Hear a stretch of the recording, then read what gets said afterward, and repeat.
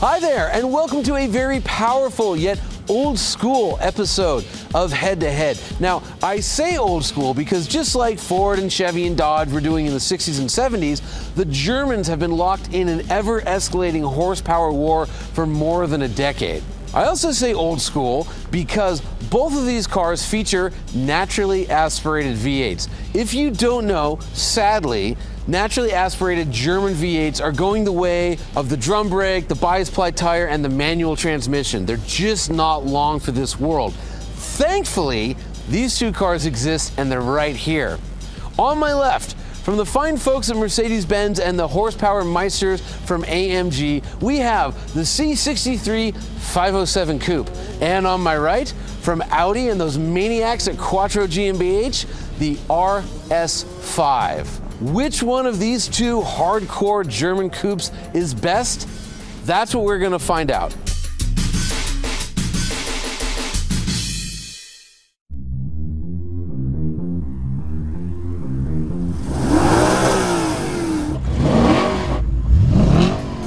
Before we get started, I want you to know one thing.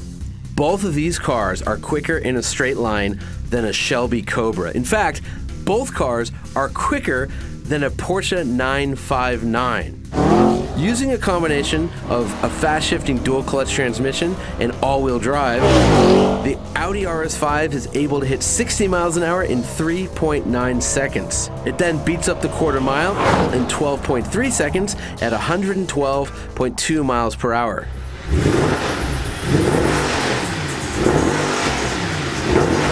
The AMG 507 doesn't have any fancy technology, it just has one hell of an engine.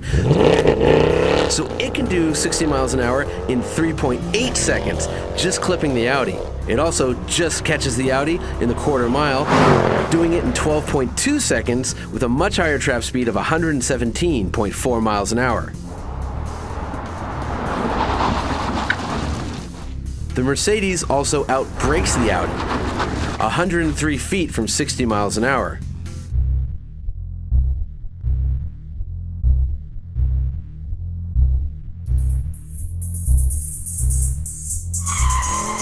It's hard to be good at road holding when you're as tail happy as the 507 is, and as a result, it pulls 0.91 G on our skid pad.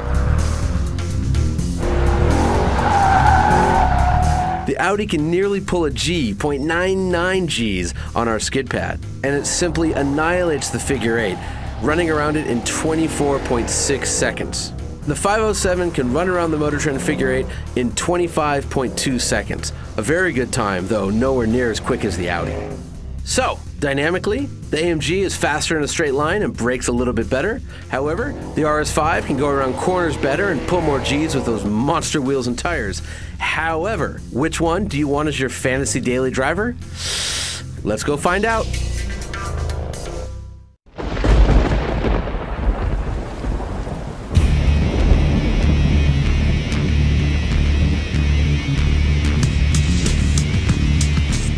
Because it is raining and I'm not in the mood to die today, I'm not pushing it quite as hard as I might normally in dry conditions, and so a lot of the understeer that we always notice with Audis is absent. Now, of course, we figure eight it and there is plenty of push, but right now it feels pretty good.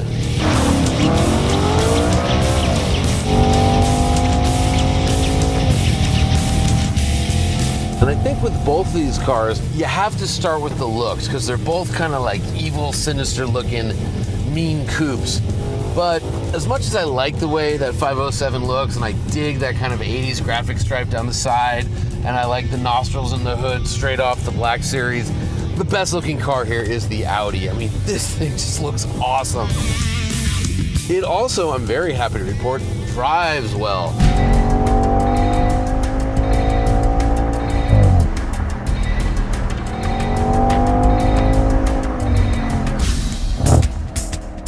You know, it is raining, so, you know, you'd think this is where the Audi shines, and it totally does. I mean, the all-wheel drive, the Quattro system, and these massive 21-inch wheels, so much grip. It's not even a problem on this. Like, you know, this is the first time it's rained in LA, and I don't know how long. Oil all over the place, no problem. Just sticking to the road.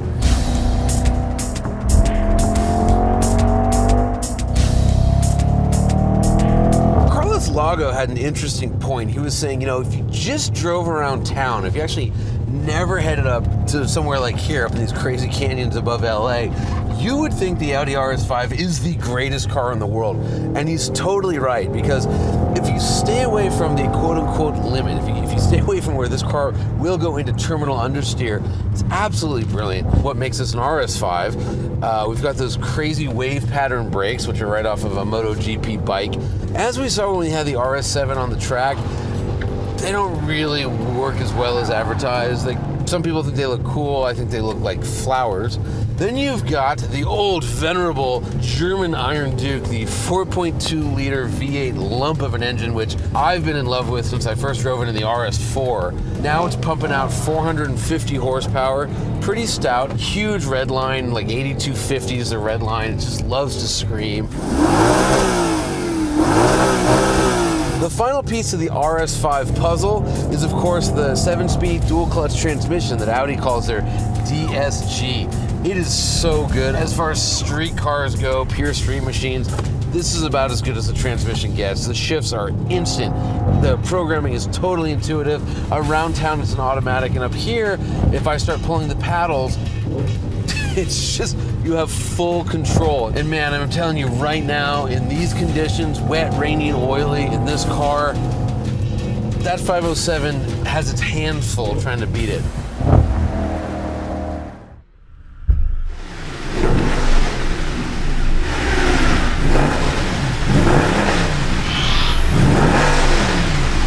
Let's talk about the 6.2 liter V8 under this hood. I've dated women that have given me less satisfaction than this engine has.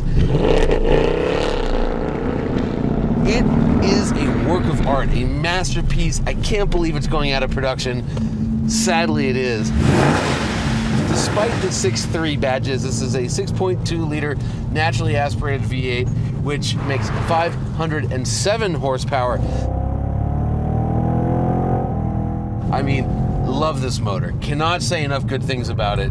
Just so quick, so responsive, get on the gas, instant power, so much of it, so much torque, sounds so good. I love this motor. We should talk about the chassis a little bit. I mean, it's so balanced, it's so neutral, it's pretty stiff. It loves to rotate, it just loves to dance down the road. Oh, the brakes, dude, they're actually the exact same brakes off the Black series, the C63 Black, which, you know, a couple years ago, Best Driver's car, we all thought it had the best brakes of any car there. And, you know, there's that old expression, a car is only as good as its brakes. Well, this car's really effing good if that's the case. This steering is so much better than the Audis. Audis totally get you around corners, not a problem, but this car, the steering actually feels good. And when you are gonna spend close to $100,000 on a little two-door, you really want steering that's gonna feel good.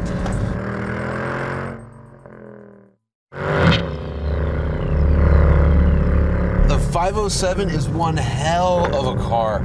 What I don't love is the transmission. It's kind of the same old AMG story, but it's the 7-speed automatic, their MCT, their wet clutch. They need to replace that, and I'm pretty sure they are with the next generation cars, but for right now, that's kind of the missing link. It's kind of the weak spots. It's what's preventing this car from being a real classic, because the 507 is going to go down in history as a very special AMG product, except for the transmission.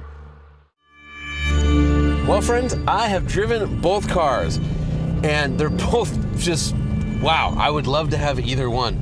Adding it all up, okay, let's see. We got the 507. I like the engine a lot better. I like the steering wheel a lot better, and the steering itself. I don't like the transmission as much. The Audi has more grip because it's got bigger wheels, but it doesn't necessarily ride as well. This one drives better, but the Audi has all-wheel drive, and I can push it harder in the rain. The Audi looks better. Okay, you add all that up, and the winner of this head-to-head is...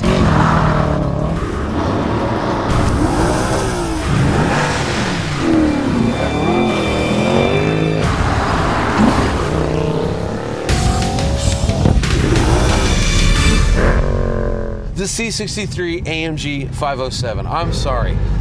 If you can find a better coupe buy it, as Lee Iacocca might have said. This thing is just awesome, awesome, awesome. And the Audi is only awesome, awesome. So this car's definitely the winner.